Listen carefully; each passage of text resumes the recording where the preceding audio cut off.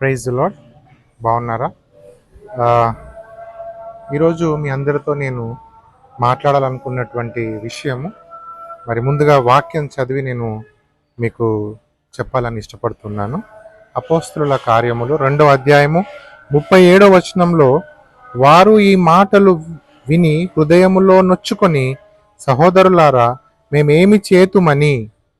చూడండి, ఇక్కడి వరకు నేను చదువుతాను.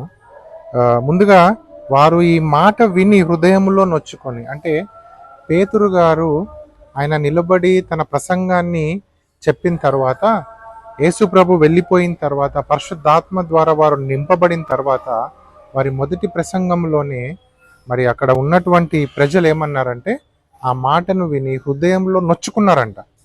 సో నొచ్చుకొని ఏమడిగారు? సహోదరులారా మేమేమి చేతుము, what shall we do?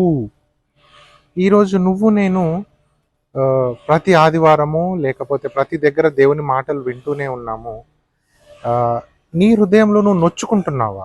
At least నీ హృదయంలోనికి ఆ మాటలు తీసుకోగలుగుతున్నావా?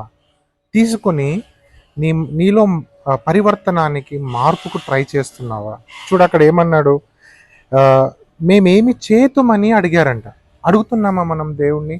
అయ్యో దేవా, ఈరోజు నాతో మాట్లాడావు, నాలో ఉన్న పాపాన్ని ఎత్తి చూపించావు, నాలో ఉన్న తప్పులు అతిక్రమములను నువ్వు చూపించావు, మరి నేనేం చేయాలి ఇక మీదట? ఎలా నా జీవితాన్ని మార్చుకోవాలో దయచేసి నాకు తెలియచేయ్యా, దయచేసి నాతో మాట్లాడయ్యా అని అడుగుతున్నావా? చూడండి, ఆ రోజు వాళ్ళు అడిగారు, దేవుని మాట విని అడిగారు. ఈరోజు నువ్వు నేను దేవుని మాట విని మరి అడుగుతున్నామా దేవుణ్ణి? లేదంటే 2 చెవులు ఇచ్చాడు కదా దేవుడు, ఒక చెవిన విని ఇంకొక చెవిని వదిలిపెడుతున్నావా? నా ప్రియమైన సహోదరి, సహోదరుడా, ఆలోచిద్దాం. యేసుక్రీస్తు ఈ లోకానికి వచ్చింది కేవలము ఏదో టైంపాస్ చేయడానికి రాలేదు. ఆయన నిన్ను నన్ను మార్చటానికి, ఒక మనిషి ఎలా బ్రతకాలో చూపించటానికి వచ్చాడు. ఓకే, మనం నయనంతో చూసేవి, లేకపోతే ఎవరు లేనప్పుడు చేసేవి, అవి మనకి తెలుసు, దేవుడికి తెలుసు. కనీసం 10 మందిలో ఉన్నప్పుడు దేవుని మాటల చొప్పున నీతి న్యాయాన్ని జరిగిస్తున్నామా లేదా?